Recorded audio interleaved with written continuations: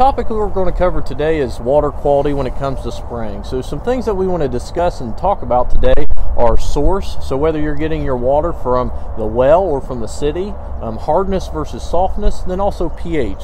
So Luke, what's some of the things that you learned over your 17 years in the agronomist field in terms of water and spray quality?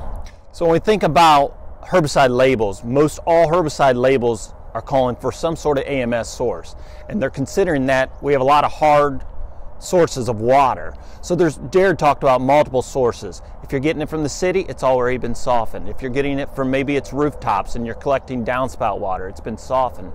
But in general, most of our spray water is coming from a well as being the source. And so in those situations, we need AMS in our spray solution. We need it for a couple reasons. First and foremost, we want to neutralize, or essentially, we want to eliminate the ability for those cations in our water to interfere with herbicide uptake.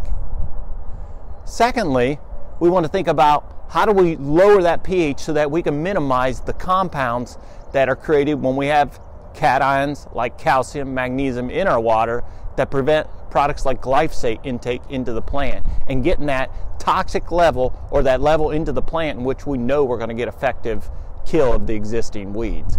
So your source has a lot to do with it, but also pH is a big component to it as well. And ultimately, we want to get to a more neutral pH so that we can get the herbicide effectiveness at its peak level. So there's lots of different AMS sources out there. There's dries, there's an abundance of liquids. So when you consider an AMS source, the challenge that we'll have, or the encouragement I would have for you, is to look at your AMS source and make sure that whatever your source of AMS is, it's effective and it meets the requirements to neutralize your water or essentially counteract the hard elements in your water. Thanks for that deeper agronomic dive, Luke.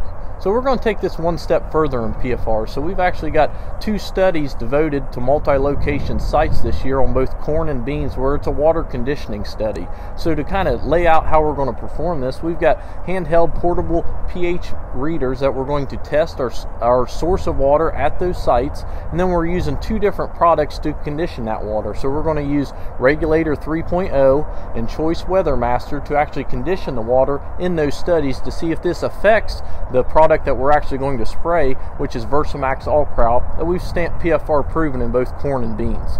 So stay tuned to see how this study pans out for the rest of the summer. So thanks for tuning in. You can like or subscribe or comment below using hashtag AskPFR.